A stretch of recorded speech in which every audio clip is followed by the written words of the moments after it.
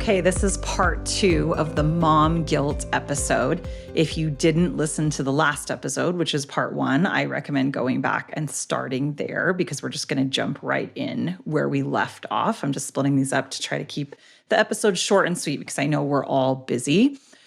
So we left off just talking about some facts to consider when thinking about mom guilt that could help with a mindset change. So the next thing that I wanted to talk about in that category is that working fewer hours because you're a mom is okay, even if you want to progress in your career. So the old cliche, work smarter, not harder, is really a thing. It's a cliche because it's really, really true. And we're going to talk about a lot more of this when we get into the career development section. And I think that's going to be a couple of different episodes too, because I have a lot to say there.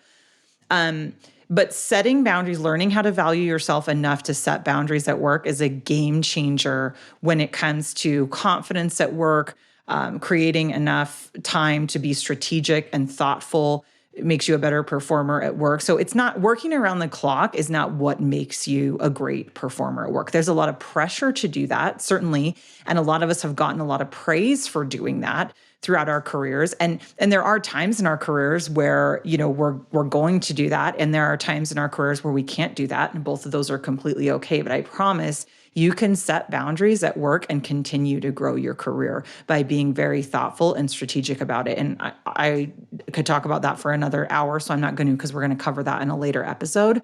But it is absolutely okay to set boundaries and take care of yourself and work fewer hours because you're a mom.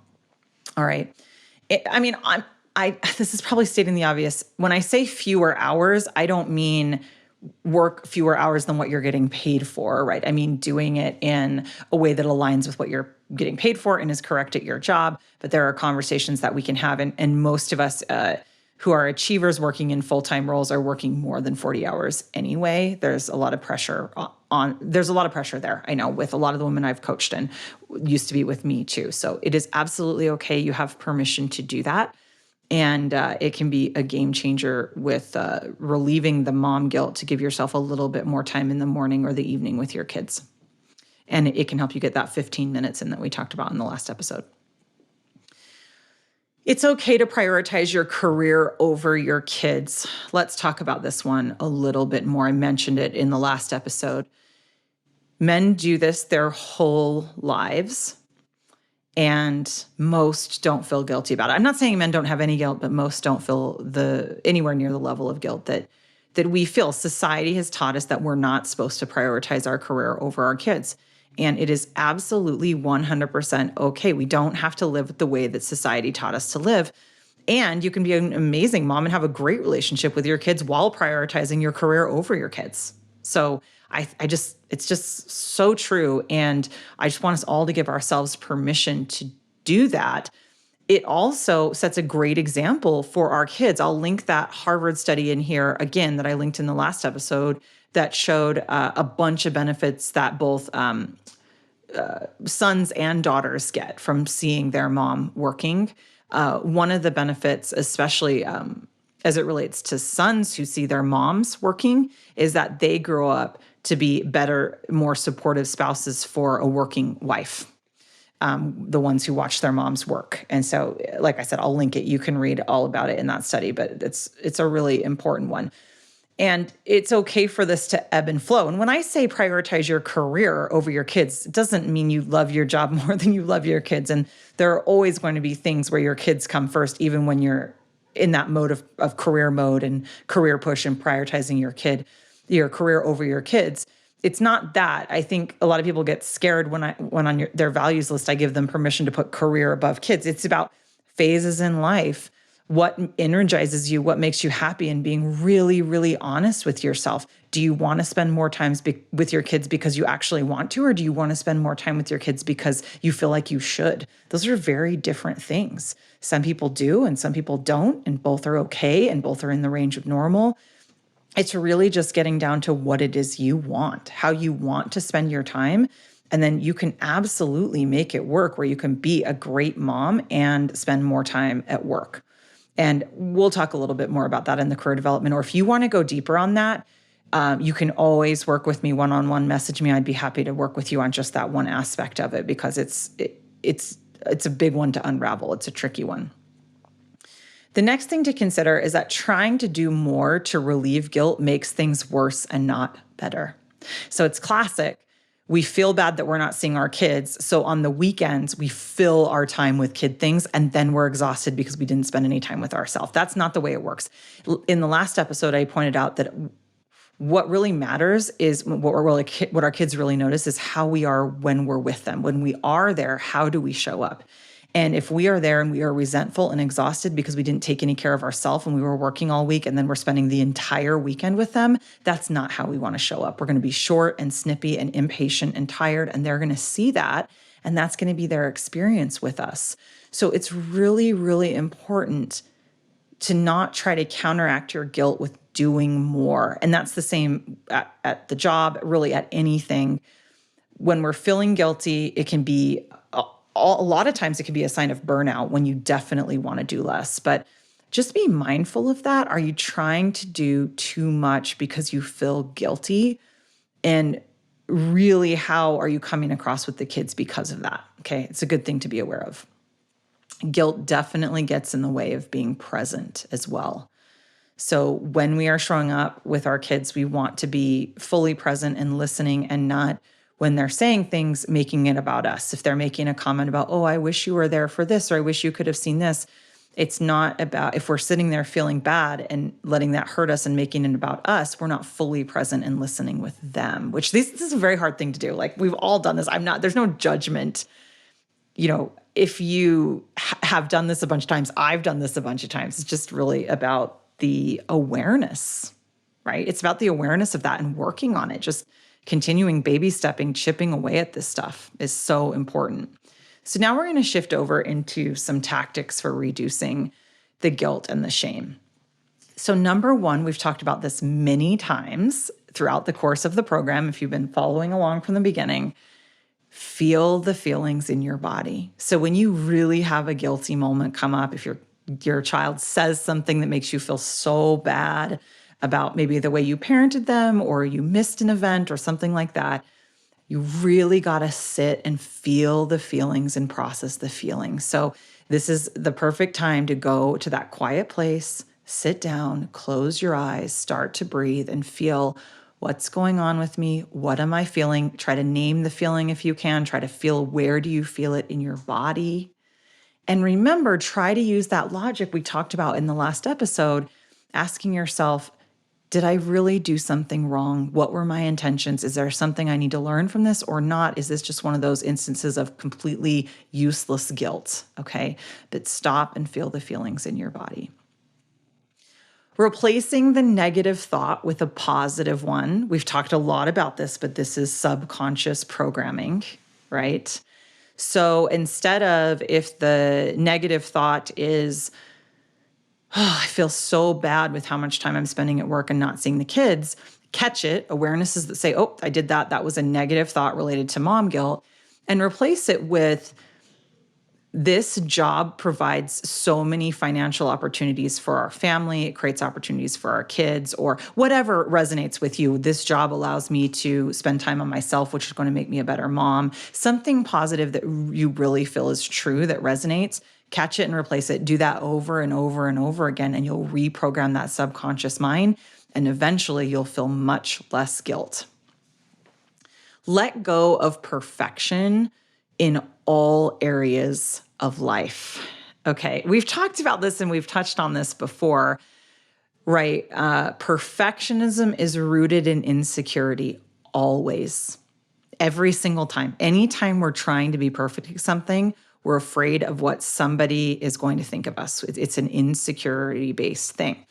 And we've all struggled with this. We've all dealt with this. It's really, really normal. But the reality is, your value and your worth has nothing to do with getting things perfectly, including being a mother. So the perfection aspect really, really plays so strongly here. Do less, focus on quality, not quantity. I've talked about that already a lot, so I think you get the picture there. Be okay with being a good enough parent. This is also letting go of perfection.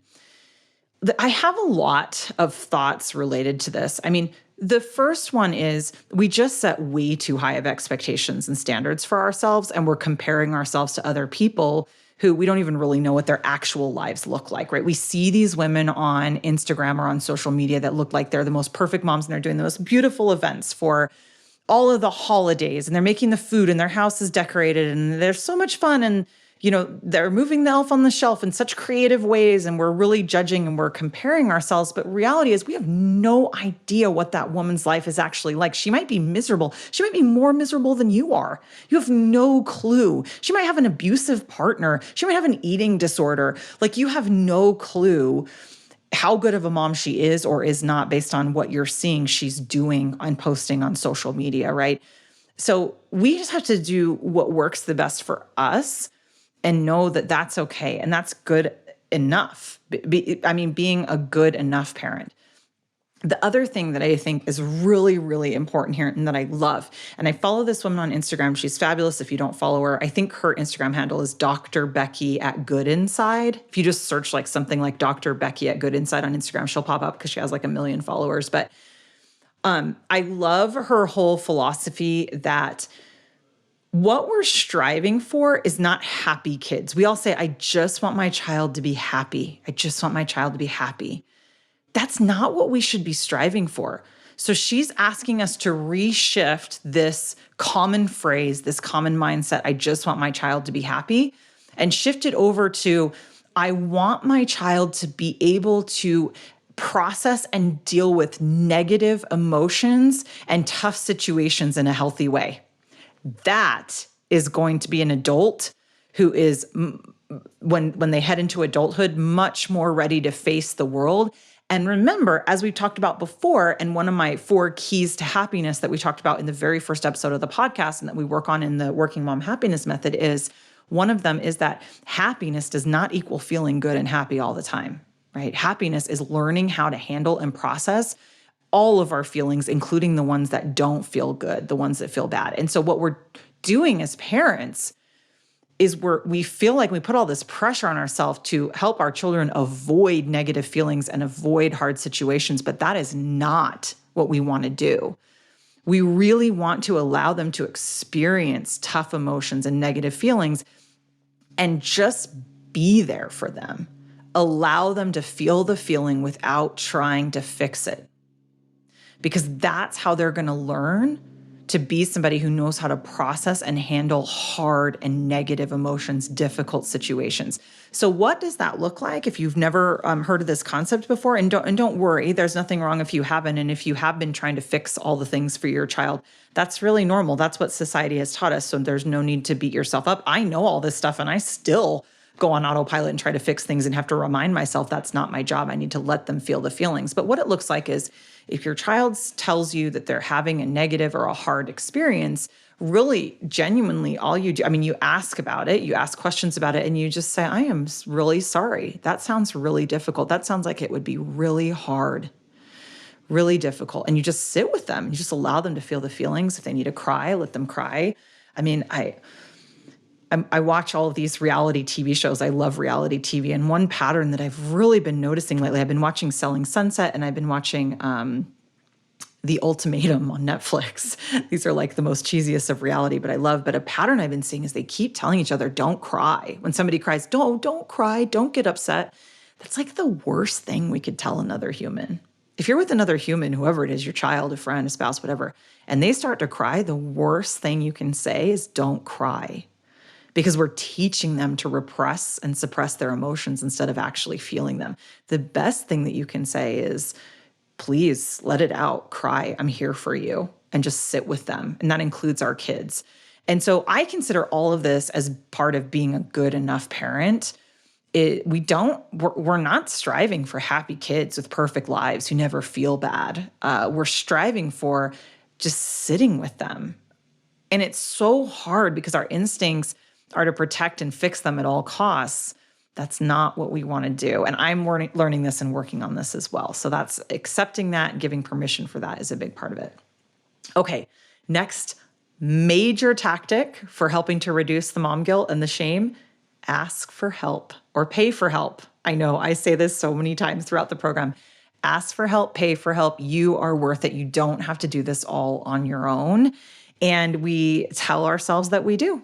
We have this thing where we just think, oh, it would be so silly to pay for an extra hour of help, an extra hour of childcare so I can exercise in the morning, or an extra hour of childcare so I can watch my show, right? These things are so important for our mental health and showing up as the mother that we want to be, that we really are worth it, as silly or as extravagant as it sounds, to hire a cleaning company, pay for extra childcare, ask somebody for help, have our husband change his work schedule, or a partner or spouse or whoever it is change their work schedule so you can do something that you need to take care of yourself, even if you feel like it's your job to do all of those things. So a good classic example that I've been working on with this is after we get home from trips, I am really exhausted, almost always. And my husband is not. He has like this endless amount of energy. So he'll start cleaning up and unpacking as soon as we get home from a trip. And all I want to do is just get on the bed and veg because I'm exhausted. And I will start to automatically feel guilty because I have that subconscious program. I've done a lot of work on it, but it still pops up for me that, oh, he's doing all those things. I should be doing all those things. I should be the one cleaning up and unpacking and doing all those things, but I'm tired and I'm just laying here on the bed while he does them. And it's a perfect example of, I catch it, I have the awareness, and I say, no, he has the energy to do that. It's fine if he does that. He wants to do that right now. I'm not asking him to do that. I'm not making him do that. He's choosing to do it. And like, just stop. Instead of getting up and helping, I just continue and to lay there. And we actually have a joke about it, because I'll joke and say, stop doing that. You're making me feel guilty. And he knows what it means. He knows all this stuff. And he'll say, nope, you're worth it. Just sit there. This isn't about you. And so it's not even asking for help or paying for help. It's allowing help in. It's allowing others to do things and believing you're worth taking a break while they do something. Okay, that's huge. I cannot stress it enough. Okay, stop comparing yourself to other moms. You never know what's really going on. I mentioned that before. You don't know. When you see those other moms or you hear stories, you don't know, you'll never know what's really going on in their life. It may be a lot worse than yours. You have no idea. So just remind yourself that. And if you're watching moms that make you feel bad on social media or TV, stop, unfollow them. Really, it's such an important thing for your mental health. If there's somebody you're watching that triggers you, stop watching them, because as you watch it, it's just deepening your subconscious program, feeling guilt and shame about who you are as a mom. And then I really recommend distancing yourself from moms who aren't real about motherhood and its challenges. There are the rare people who just genuinely, absolutely love every aspect of being a mom, but I'm telling you, they are so, so rare. And you'll know them. Like, you'll know your friend who just really, really loves being a mom. But most women don't. Most don't. And what you'll find is when you're real about it, other moms will be real about it. But if you have a group or a circle of mom friends and they're not talking about the negative side of it, I actually don't think that's the healthiest group, especially if you're struggling with mom guilt. You need to feel like you're not alone, and you need a supportive community who can empathize with you. And it doesn't mean that you're like, bashing motherhood or bashing husbands, or, I know a lot of talk can go that way and it can go really negative, but it's just more being real, like keeping it real about what's hard and what you're struggling with. And I would distance yourself from moms who are making you feel like there's something wrong with you if you're struggling, because we all are struggling. We all are. It's very real. Consistent healthy habits reduce guilt and shame feelings and increase confidence in who you are. So the 5 major healthy habit non-negotiables just keep coming back. They impact all aspects of life, which is why I start with them early on in the program. So as a reminder, those are drinking enough water, getting enough sleep, moving your body, eating foods that make you feel good, meaning foods that make you feel good overall in life, getting all good nutrition, but, having your things that you really love as well, and stress management. So meditation, feeling your feelings, all these lots of things that we've been talking about. When you're really feeling in it, like a mom guilt rut, check in with the 5 things. Is there one that you're lacking in? Are there multiple that you're lacking in? And just start from the top. Just go fill up your water bottle, start drinking your water, go down the thing, and know that feelings pass. This too shall pass, right? I actually have that tattooed on my arm to remind myself, as humans, our feelings change so drastically hour to hour, day to day, week to week. And remembering that's part of stress management, though, but really staying serious about those 5 non-negotiables are really going to help you with the guilt and shame piece as well. All right, what else do we want to talk about here? Living your values. Spend your time according to your values, not according to how other people might judge you. This is just massive. It's why we started with it in the second episode, but in module 1 of the program. You really, really need to take a step back and have a serious and deliberate thought. And hopefully you've already done this. If you've been following the program along, you've already done this. You have your list of values, and you might tweak it based on something I've said here, right? That's why that Best Life Master Plan is dynamic, and it continues to change because your values change when you learn different things, when different things occur in your life, different stages and phases of life, your values change. But make sure you have sat down and gotten very deliberate about where you want to spend your time, what do you value most at this phase in your life, and that you have those in priority order and that you have yourself at the top.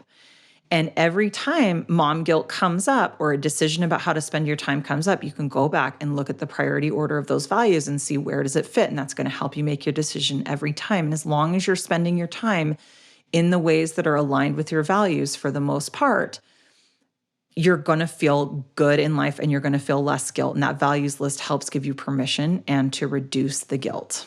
Okay. Okay, good. We're right at about the 20-minute mark. I'm just wrapping up with what I wanted to cover. Let's just do a quick recap. Number 1 is you haven't done anything wrong to feel guilt or shame about. That's what we talked about in the first part of this in not episode 1, but in the part 1. Thank you. I couldn't find the words. In part 1 of the mom guilt, we talked about you haven't done anything wrong to feel guilt or shame. So really check in with yourself there when you're starting to feel it. Have you really done anything wrong? Do you need a behavior correction or not? Guilt and shame don't serve you well. There's no value to feeling that way. And there are detriments. There's no upside to the guilt and shame. And there are a lot of downsides. We've talked about them. Your kids don't care as much and aren't as impacted as much as you think they are. Living in line with your values and giving yourself permission to do so is key. Okay, so your homework is just a mental one. It's to start paying attention to guilty feelings and being more mindful in response to them in all the ways that we've just discussed in this episode. So thanks as always for listening. And if you want to go deeper in any of these areas, please reach out to me. I'd be happy to talk to you. We can work together in a one-on-one or in a group if your company's interested in that. I work with companies, would love to do that. Either way, reach out to me on Instagram or on my website, Women's Best Life University. Instagram is @Katie Blummer, and you can find links to both of those in the show notes. And as always, if you're getting something out of this podcast, please leave a review, leave positive comments, like or subscribe, depending on where you're listening to it, because that helps it find more people. All right, thanks. I'll talk to you in the next episode.